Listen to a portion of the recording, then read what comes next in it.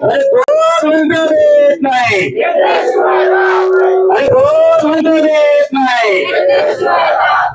अरे कोण म्हणतो देत नाही? कोण म्हणतं देत नाही, घेतल्याशिवाय राहत नाही. एकंदरीत आपण बघताय हा आवाज आज आझाद मैदान इथून गुंजतोय आणि अधिवेशन सध्या सुरू आहे आणि मागण्यांसंदर्भात ग्रामसेवा संस्था आहे सध्या इथे पोहोचलेली आहे आणि आपल्या मागण्यांसंदर्भात आझाद मैदान इथे त्यांनी ठिय्या मांडलेला आहे. एकंदरीत काय विषय आपण थोडक्यात त्यांच्याकडनं जाणून घेतोय, काय विषय काय इथे आपण एवढ्या संख्येत आपण इथे पोहोचलेला आज महाराष्ट्रातील प्रत्येक ग्रामपंचायतीमध्ये काम करणारा ग्रामरोजगार सेवक हा आझाद मैदानावर पोहोचलाय.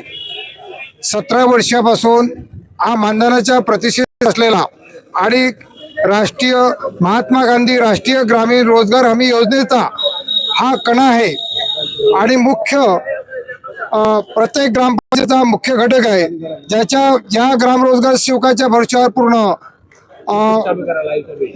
मनरेगा ही योजना चालते, त्या ग्रामरोजगार सेवकाला शासन अजिबात म्हणजे तटपुंज मानधनावर म्हणजे कमिशन पद्धतीवर त्याचं शोषण करत आहे.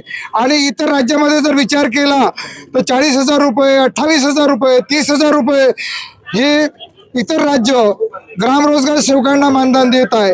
आणि महाराष्ट्र सरकार या मनरेगा योजनेची जननी असताना सुद्धा हे महाराष्ट्र सरकार ग्राम रोजगार सेवकांचं महाराष्ट्रामध्ये शोषण करत आहे. आणि अशा पद्धतीमध्ये आम्ही जेव्हा शासनाकडे मागणी केली की आम्हाला हे कमिशन पद्धतीने मानधन काम करण्यास परवडत नाही, आम्ही एवढा मुख्य घटक असताना आमचं शोषण होत आहे, त्यावेळी महाराष्ट्र सरकारने तत्कालीन मुख्यमंत्री एकनाथजी शिंदे साहेब असताना 8,000 रुपये फिक्स मानधनाचा शासन निर्णय घेतला आणि त्यासोबत प्रवास भत्ता 2,000 रुपये देण्याचा निर्णय घेतला.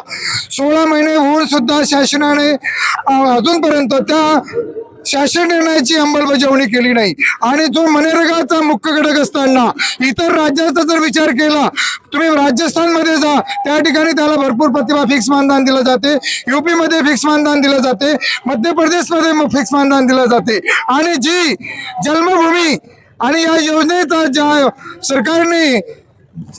या योजनेला महाराष्ट्र सरकारने जन्म दिला आणि त्याच राज्यामध्ये या ग्राम रोजगार सेवकाचं हे शोषण करते. केंद्र सरकार सुद्धा या महाराष्ट्र सरकारकडे लक्ष देत नाही आणि या ग्राम रोजगार सेवकांना प्रभावशाली जे चॅनल आहे, या चॅनलामार्फत आम्ही ग्राम रोजगार सेवकांचा आवाज हा पूर्ण महाराष्ट्रात नाही तर पूर्ण भारतभर आम्ही हा आवाज पोहोचणार आहे.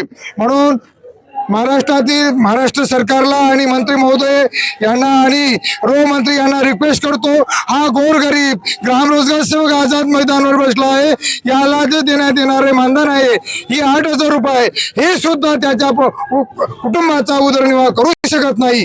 त्याला कमीत कमी 28,000 रुपये मानधन जर देण्यात आले तर हा ग्राम रोजगार सेवक आपल्या कुटुंबाचा उदरनिर्वाह करू शकेल. आणि त्यासाठी आम्ही जोपर्यंत सरकार आमची मागणी पूर्ण करणार नाही तोपर्यंत आम्ही आंदोलन तीव्र करू. जय हिंद, जय भीम, जय महाराष्ट्र. एकंदरीत किती लोक साधारण इथे पोहोचलेले आहेत, कुठून कुठून आपण सर्वे ग्रामसेवक सर्वे इथे पोहोचलेला? महाराष्ट्रातील विविध जिल्ह्यातून आज रोजी आझाद मैदानला कमीत कमी 7,000 लोक इथे पोहोचलेले आहेत. आणि इकडे तिकडे आमचे 2-3 हजार लोक जे आहे ग्रामरोजगार सेवक हे इकडे तिकडे फिरत आहे.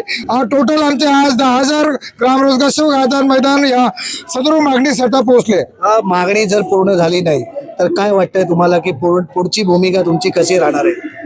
महाराष्ट्र सरकारने जर आमची मागणी भविष्यात पूर्ण केली नाही, सदर्भ योजनेचा महाराष्ट्रातील सर्व ग्रामरोजगार सेवक हे सामूहिक राजीनामे देईल आणि या कामाला बंद करून टाकेल. एकही ग्रामरोजगार सेवक महाराष्ट्रातील काम करण्यास तयार राहणार नाही. नक्की इथे महिला पण आहेत, त्याही लांबून इथे पोहोचलेल्या आहेत. आपल्या मागण्यांसंदर्भात तेही इथे आहेत. एकंदरीत कशासाठी आलात आपण? सर, आम्ही इथे आता 17 वर्षापासून प्रलंबित आमच्या ज्या मागण्या आहेत त्यावेळेला राहिलेल्या आहे आणि आम्ही तुटपुट्या थोडंसं मानधनामध्ये काम करतो आणि याच्यामधून आमचं उदरनिर्वाह होत नाही. त्याच्यासाठी आम्हाला जो शासन निर्णयानुसार 8,000 रुपये फिक्स मानधन जो प्राप्त झाला आहे त्याची अंमलबजावणी आता 16 महिने झाले तरी अजून झालेली नाही. त्याची अंमलबजावणी लवकरात लवकर व्हावी अशी माझी इच्छा आहे आणि सर्व रोजगार सेवकांकडून हे शासनाला आमची दखल घेण्याची आहे. एकंदरीत ज्या प्रकारे अजून आपलं मानधन वाढत नाहीये पण महागाई वाढली आहे. हो ना सर, त्याच्यामुळे 8,000 रुपयामध्ये तसं काही होत नाही आमचं म्हणजे याच्यानुसार. पण आम्हाला असं वाटतं की जे आम्हाला शासनाने दिलं आहे त्याच्यामध्ये आम्हाला जे भेटते त्याच्यामध्ये आम्ही थोडंफार समाधानी राहून आम्ही समोरचं काम करायला तयार आहोत. पण जे दिलेलं आहे ते आधी आमच्या मागण्या मान्य करून आमच्या खात्यामध्ये आम्हाला पैसे द्यावं. तुमचं काय म्हणणं आहे? माझं म्हणणं तेच आहे की जेव्हा आम्हाला आज 17 वर्ष झालेले आहे काम करायला आणि आजची महागाई अशी आहे की आज आमच्या परिवाराचं आमच्या लेकरा बाळांचं असं शिक्षणाला सुद्धा आमचं पूर्ण होत नाही आणि आमच्या पोटापुरतं सुद्धा होत नाही. 8,000 मध्ये काय होणार आहे? म्हणून त्याच्यासाठी आम्हाला जे 28,000पर्यंत मानधन आहे ते भेटण्यात यावं आणि आमच्या सर्व रोजगार सेवकांचं हेच म्हणणं आहे की सरकारला की आमच्या मागण्या पूर्ण करून द्याव्या आणि आमच्या पत्रात काहीतरी आज करून द्यावं ही आमची विनंती. आपलेच लाडके भाऊ आहेत मुख्यमंत्री देवेंद्रजी फडणवीस, त्यांना काय मागणी करा?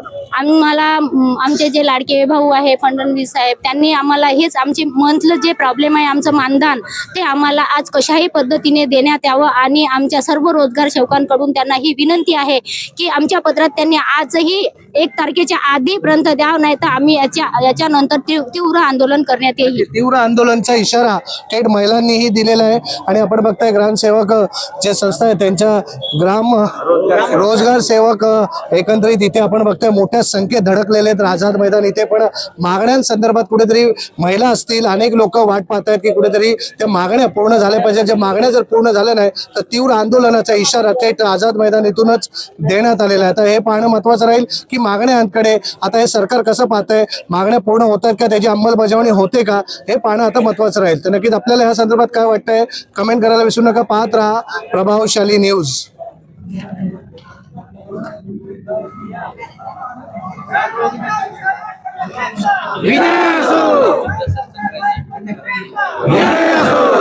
राम रोजगार सेवक संघटनेचा, राम रोजगार सेवक संघटनेचा. अरे असं कसं देत नाही, अरे असं कसं देत नाही, अरे असं कसं देत